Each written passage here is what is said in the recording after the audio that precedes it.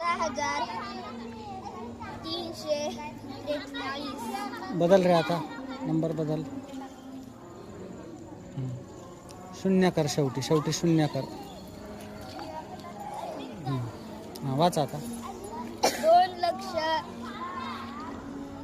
2,33,440.